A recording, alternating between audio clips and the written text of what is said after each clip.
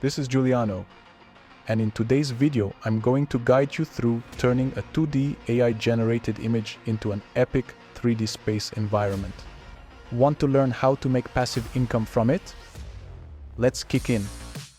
There are many AI image generation solutions available online, but my preference is Midjourney. Let's open Discord and generate several epic space scenes. Here's the request I use. After several attempts, I successfully obtained an epic image. However, to create a 3D environment, I also need a background without planet. To remove planet, I simply use the vary region function in Midjourney, slightly editing my initial request by omitting any mention of the planet. After a while, I got the results. I appreciate how Midjourney artistically removes objects from the image, supplementing the result with stunning new visuals. Now that we have our background and planet, we are ready to start using Blender. I press A to select everything and X to delete. Let's create a mesh for the planet. I use the combination of Shift plus A to create an icosphere, and then I set its subdivisions to 6. Let's prepare a camera. I press Shift plus A to create it. Then I press the N key to open the N panel. I go to the View tab of this panel and activate the toggle for camera to view. This setting binds the movement of the camera we created to the movement of Blender's view area. I then navigate to the main view menu, select the camera's submenu, and choose Active Camera. Now, positioning the camera can be easily controlled, just like the view in Blender itself. After that, we can disable the camera to view function and hide the N panel. Now, I can scroll the mouse to move away from the sphere and, upon seeing the camera, select it, as an alternative camera can be directly selected in the scene collection.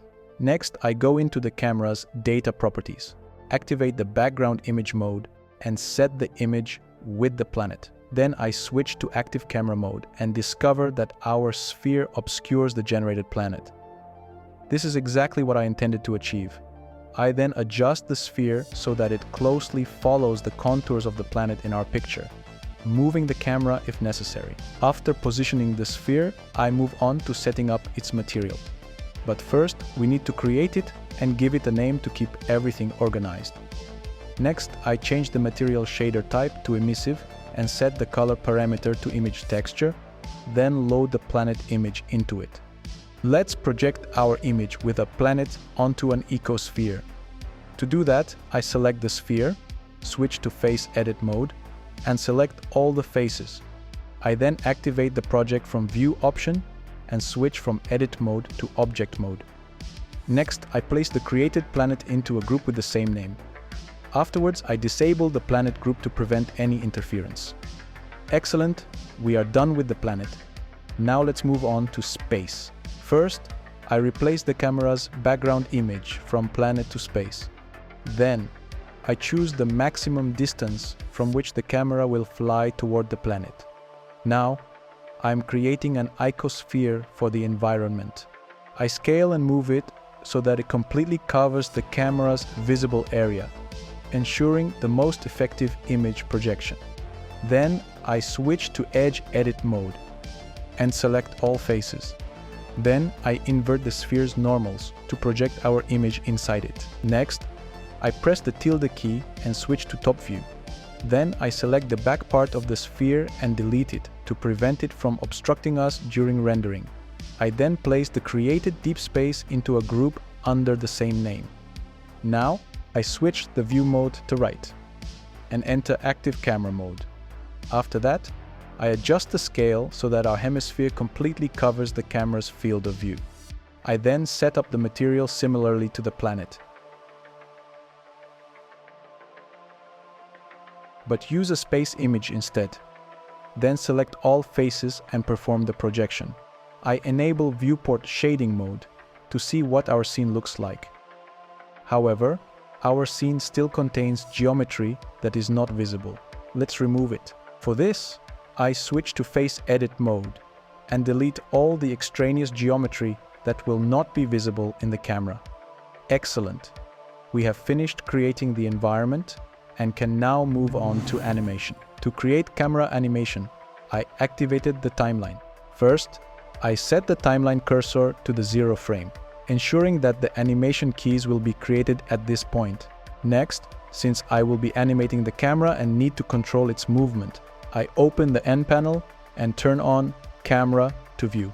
Next, I click the Auto Keying button, which allows automatic keyframe insertion for objects, bones, and masks. I select the camera and move it slightly to automatically create the initial keyframes.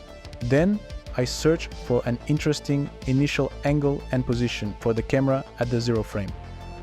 Once the initial camera angle is selected, I choose the next point for the camera's path.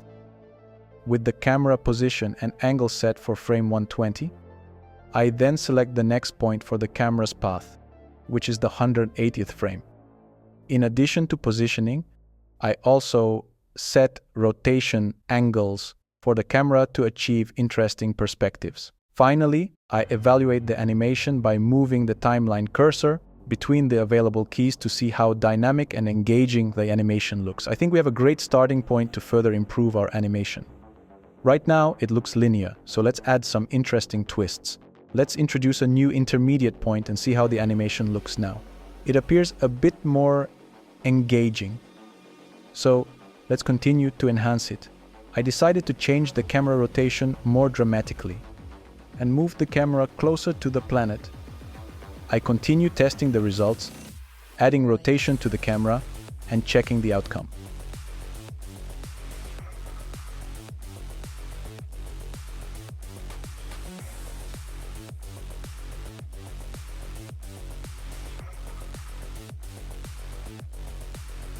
Next, I noticed that the camera's flight between points is not as smooth as I expected and looks quite sharp. To fix this, I go to the Graph editing panel and remove intermediate points to smooth out the curves.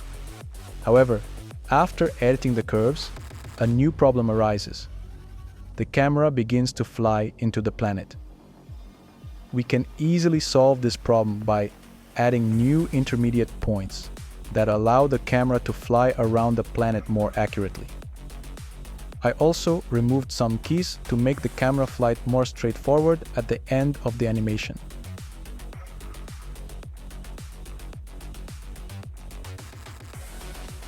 Then I return to the curve editing graph to adjust the final points, creating the impression that the camera's flight continues after the video ends.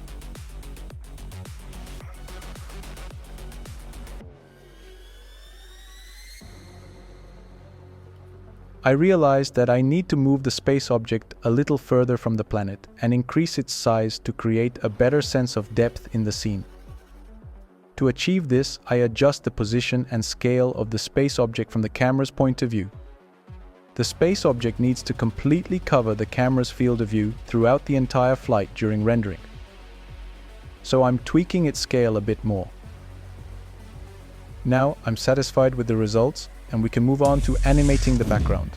To enhance the scene's depth, I created an animation to scale up the background object. First, I selected our space object and moved the timeline cursor to frame 90, where I scaled it for better depth perception. Next, at frame 150, I adjusted the background object scale to further improve the sense of scale. After reviewing the changes, I shifted the keyframes from frame 90 to make the background animation more impactful. I then proceeded to the timeline to the curves editor. For the background, I chose to make the curves less smooth, giving the animation's end a more impactful feel. This adds contrast between the camera and background movement, making the animation more dynamic and visually engaging. Additionally, I made a further adjustment at frame 71 to slow down the animation initially, then accelerate toward the end for more dramatic impact. Now, I am satisfied with the result. Let's set up Stardust using Blender's particle system. First, I create a cube to serve as the particle emitter. Then increase its scale a bit, rename it, and add it to a collection named Particles. Adjust the cube's display in the viewport to show only its boundaries. Next, attach a particle system to the cube. Choose Volume as the particle generation area in the Emit From field. Finally, configure the settings for frame start, frame end, and lifetime. Second, I set the gravity and velocity parameters to 0. Then, I adjust the scale of the visible particles using the render scale parameter. Finally, I configure the children setting, which increases the number of particles while optimizing the use of computational resources. Third, I create an icosphere to be used as a particle and set its subdivisions to 2, as we don't need high resolution due to the small size of the particles.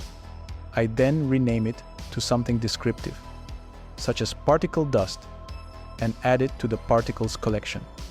Next, I set up the material, changing the surface to translucent and adjusting the color to a darker shade. Finally, in the emitter settings, I select Render as Object and assign our particle dust object in the Instance Object field. Now you can see clouds of our particles in the view area, which looks epic. However, I think a smaller number of particles will be sufficient. So I decided to adjust the display and render amounts. Also, I changed the children radius parameter from 1 meter to 3 meters. Let's make our particle emitter fill the entire scene. First, I scale it to cover all visible areas. Then, I switch to the top view to fine-tune the scaling. I also adjust the particle area's position to ensure it covers the space between the camera and the background. Next, I return to the right view to adjust the scale on the Z-axis and slightly lower the emitter. Now, let's set up effects. The first is motion blur. Select the camera and make sure the motion blur toggle is enabled in its properties. Open the motion blur panel and check the steps parameter, which in my case is set to 1. You're welcome to experiment with different values to see what works best for your scene. The second effect is glare. Here's my configuration. Navigate to the Compositing tab. You'll find several nodes, including glare. If you can't find some nodes in your Compositing tab, you can add them using the keyboard shortcut Shift+A. For the glare type, select Fog Glow and set the quality to high. The values for mix, threshold, and size can be taken from my settings, as they have proven effective. However, feel free to adjust these to suit your needs. We will continue setting up the motion blur effect in render properties. Let's go there. Set the render engine to cycles. Change the device to GPU compute. Set sampling for the viewport 256 or even lower, such as 128 for faster performance. For the final render, a sampling rate of 256 should suffice, but you can increase this for more accurate results. I recommend turning off the noise to enhance rendering performance. Adjust the light paths as needed. You can use my settings, opt for higher values for better quality, or lower values for improved performance. Enable both reflective and refractive properties under caustics. Enable motion blur. Feel free to use my parameters. In the film panel, enable the transparent toggle. These settings are consistent across all my renders, not just for the current video. Now, go to the Output Properties tab and adjust the following parameters. The resolution is currently set to 2K, but you can choose to render in 4K or even 8K for higher detail. I have enabled Render Region and Crop to Render Region to avoid wasting rendering time on elements that won't be visible. The frame rate is set to 30, but you can increase it to 60 or even 120 for smoother motion. The frame range should match the actual length of the animation, which you can determine from the timeline. Regarding time stretching, this option is useful if you want to alter the length of your video. Increasing the value will extend the video duration, decreasing it will shorten the video. In the Output panel, you can set up a folder where the rendering results will be saved. I use the default location, but you can select any place that suits you. For the file format, choose FFmpeg video. Now let's set up video as our output. Set the container to MPEG-4. Use H.264 as the video codec. Set the output quality to lossless. Set the encoding speed to the slowest to achieve maximum possible compression. For audio, set the codec to no audio. Now you are ready to start rendering. Navigate to the main render menu and select Render Animation. As you can see, the rendering process has started. Now, you have the fundamental knowledge needed to create unique and beautiful content.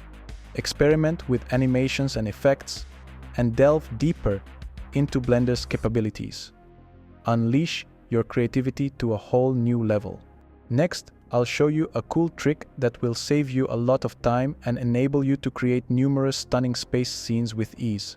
I'll guide you through replacing images. First, select a planet. Then navigate to the Planet's Material tab and choose an image featuring a new planet. As you can see, the image was replaced with the new one. Then go to the UV editing window. Now, you'll need to adjust the UVs of our planet to match the position and scale of the new planet in the image. Press A to select all the UVs.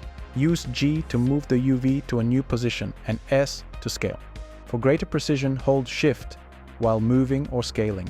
You can also move and scale along the X and Y axes. Once the UVs are perfectly aligned with the image, return to the layout window to check the results. But, as you can see, part of the planet is a bit too bright. This can be easily fixed. Go to the shader editor and adjust the emission strength to make the planet appear more natural. If everything looks fine, you can apply the same process to the background. However, there's no need to adjust the UVs for the background. Simply swap out the images and you're set. Now, I will help you rapidly get started on creating your own epic space videos using the downloadable assets. I have created a special package called Project Enigma, featuring stunning high-resolution images of a planet and its space environment. It also includes a 4K 30-second epic space animation render and, most importantly, the original Blender project file used in this video course. The Blender project file includes an improved planet shader that enhances details and atmospheric glow. But that's not all. I've also developed Project Exoplanets, which contains high-resolution pictures of 6 planets and their corresponding spaces. Use them as a foundation to unleash your creativity and start earning passive income. But that's not all. I also prepared a special assets pack which contains 20 epic 4K 30-second planet approach videos, crafted to captivate and elevate your projects. You can exclusively download the assets pack, Project Exoplanets and Project Enigma from my Patreon page. However, access will soon be limited, so don't miss your chance. Become my patron now and gain access to all my projects forever. Next, I will show you how to use the skills you've learned in this course to make money. According to Google Trends, the top 3 online content distributors are Shutterstock, Adobe Stock, and Envato Elements. Lesser-known platforms include Storyblocks, Deposit Photos, and ArtStation. I recommend starting with the market leaders before exploring these alternatives. Each platform offers a creator's portal for easy registration and content upload. For instance, Shutterstock Submit, Adobe Stock Contributor, Envato Elements Author, Storyblocks Contribute. Uploading your work is straightforward. Register, submit your first piece for review, and include a title, description, and hashtags for promotion. Once your content passes review, you can upload more works and start earning as downloads increase. For withdrawals, I use PayPal and Payoneer. As for my opinion on stock platforms, I am very pleased with Shutterstock due to their fast reviews and easy video uploading process. As you can see, my works are already there, which proves the relevance of this course. However, I am less satisfied with Envato because they require more information for video uploads and impose a limit of 5 videos per week, which I find very restrictive. Uploading videos to Adobe Stock was straightforward, with no upload limits like those at Envato. However, the review process is lengthy, potentially taking up to 8 weeks, and they are particularly cautious about content that uses AI-generated images. Despite these challenges, my works have successfully passed Adobe's review and are now available there. Regarding requirements, all platforms have nearly the same standards for published videos. My 4K 30-second videos passed the reviews, so I recommend adhering to these parameters when creating your content for publication. Links to my videos on stock platforms are available in the description. If you have questions or encounter issues, just comment below and I'll help you resolve them. Curious about my earnings? I'll reveal that in an upcoming video, so make sure to subscribe. And good luck!